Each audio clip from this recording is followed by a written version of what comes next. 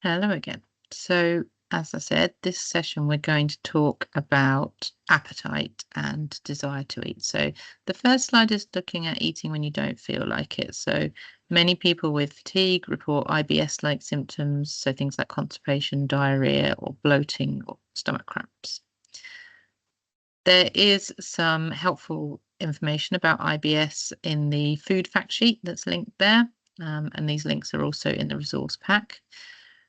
Some of the advice that they give is reducing caffeine, fizzy drinks, and rich or fatty food. If you do have IBS symptoms that are quite persistent and quite problematic, and don't go away with simple dietary changes, it's worth going to your GP and talking to them. You might be able to have some medication to support you, or a referral to a dietitian if things are bad, who can assess your ability to change your diet.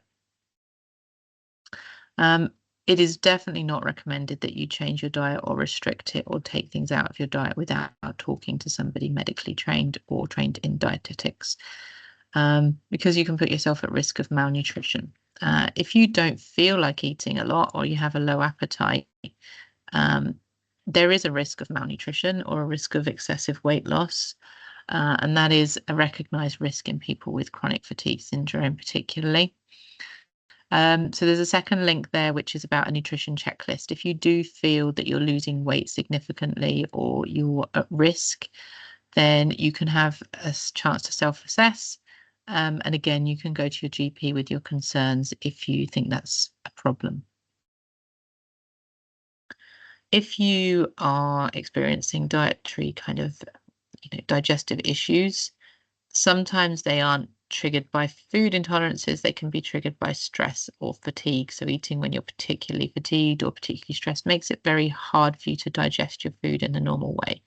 So if you're managing your stress and anxiety with different strategies, that might be something you can consider employing before you eat and after you eat to try and help your digestion as much as possible.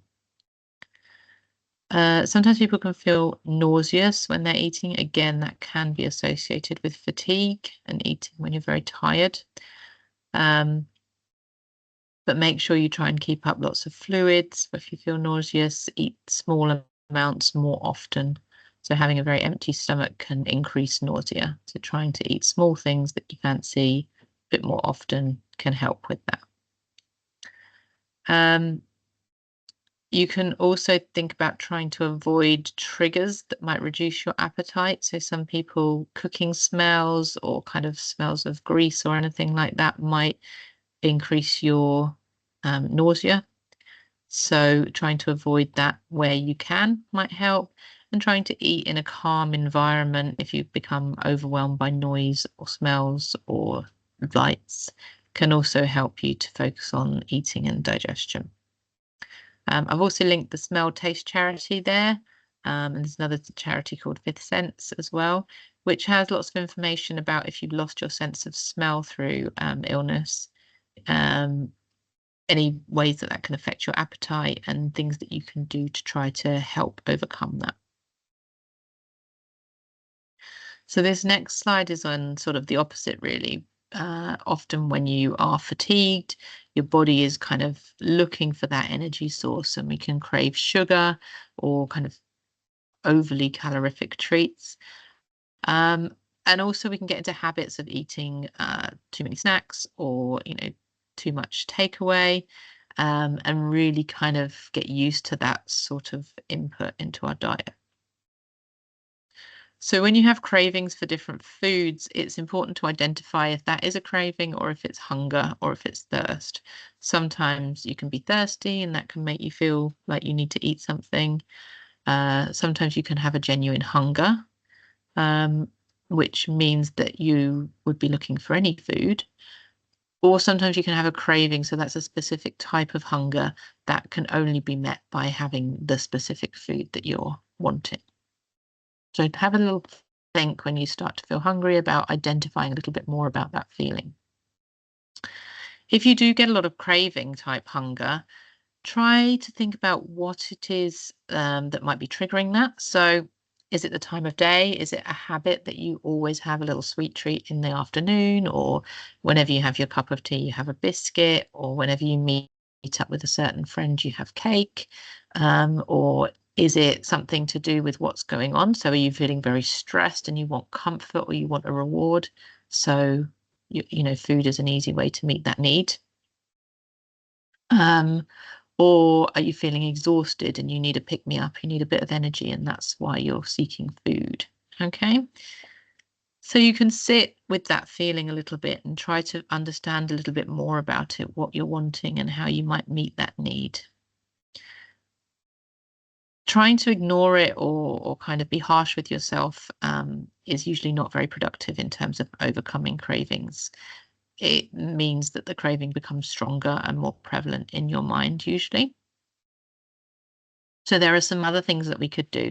Sometimes sitting with a feeling or distracting yourself for half an hour or an hour means that that craving passes, especially if it's kind of time related or habit related. So switching your activity a little bit to doing something a bit different, or switching the environment you're in, might be enough to just overcome that craving and get past it. You might be able to distract yourself, but also you might be able to meet that craving in another way.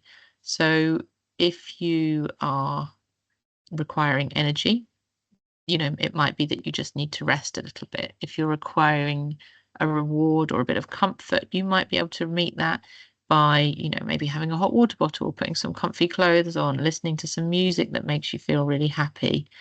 The craving for soothing and the craving for calm and comfort might be met through a different way. You could also think about, if you tend to get cravings for sweet things very often, you know, what causes that? If you are in the habit of eating sweet things every day, it's much more likely that you're going to continue to need that or crave that. So you might kind of slowly try and wean yourself down from that. So you might do things like switching some of your sweet treats to, you know, sugar-free things, or, you know, fruit snacks instead of sweets or chocolate. Having like frozen yogurt ice cream instead of something that's like a bit more sugary. Having frozen fruits, or maybe like having a darker chocolate that gives you a little bit more in terms of satisfaction with a smaller amount. Conversely, if you eat a lot of processed food or ready meals or takeaways because of the necessity of managing your meals with fatigue, then you may be used to having a lot of salt in your food and you might crave a lot of salty snacks. So again, you can kind of try to reduce that slowly over time. So you can add more flavor to your meals with spices and herbs to kind of give you that real feeling that you're having something tasty. Or, you know, you can kind of try to reduce the salt levels in your food gradually, or, you know, swap a few things at a time so that you're becoming more used to having less salt in your diet. It also helps to manage your stress and your hydration really well, if you want to try and reduce salt content in your body and regulate that salt level in your body. So making sure you're drinking plenty of water and that sort of thing can help as well. So we've got some different options of snacks and things like that in the resource pack that you can try, but I'm sure you can think of some ideas as well yourself. The next part, again, and it kind of leads on from what we've been talking about, is making sure you're well hydrated.